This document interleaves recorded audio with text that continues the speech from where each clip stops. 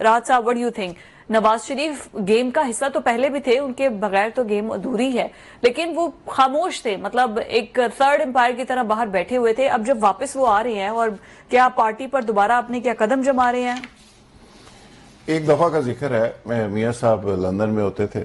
अच्छा। फिर कुछ अहम तरीन लोग उनको मिलने के लिए लंदन गए, राइट। और इमरान खान से वो तंग आ चुके थे, और उन्होंने मियां साहब को कहा कि मियां साहब आप वापसी करें।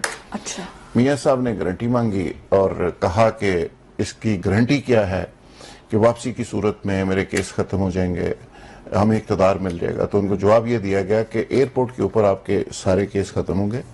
उन्होंने कहा नहीं, वो पेशियां और वो बड़ी माजी की तरह बड़ी जलालत होती है। उन्होंने कहा जी किसी जगह ना पेशी होगी, एयरपोर्ट के ऊपर पूरी इज्जत प्रोटोकॉल के साथ सारी चीजें होंगी, आपकी बेटी सीएम होगी और आप पीएम होंगे। वाह। वो वापस आ गए। फिर आपने कैंपेन देखी, उसके बाद मीनारे पाकिस्तान में जलसा देखा। जब खराब थे ये तब की मीनारे पाकिस्तान में जलसा देखा। अच्छा। फिर उनकी वापसी का एक मंजर देखा, और उसके बाद वो प्राइम मिनिस्टर नहीं बन सके। जरा शॉर्ट करते हैं, टाइम चूंकि कम है।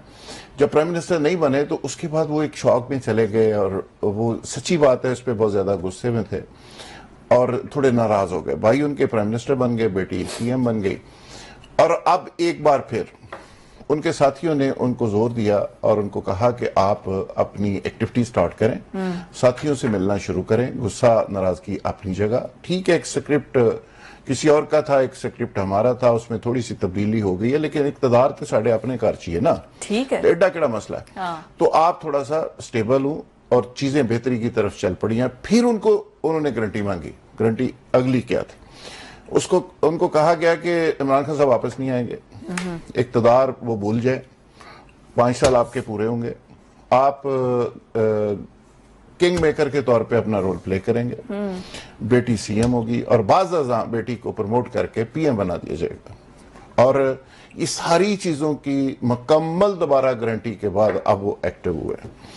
और ये सारी बातें, ये जो अंदरूनी कहानियां, ये ऐसे लग रहा है जैसे राणा साहब, जैसे राहत साहब खुद इन्वॉल्व थे ये गारंटी देने में। अब जो उनकी एक्टिविटी है, साथ ही आए थे, जो एक्टिविटी उनकी दोबारा है, उसमें कॉन्फिडेंस लेवल देख लें। अच्छा। चेहरे पे मुस्कुराहटें देख लें, और पीटीआई की मुश्किलें बढ़ती हुई देखेंगी।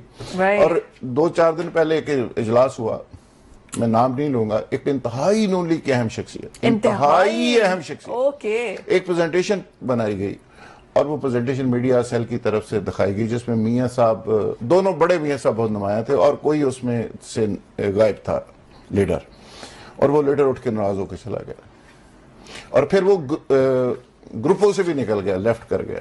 अच्छा। नाम पूछेंगे तो मैं नहीं बताऊंगा, सॉरी।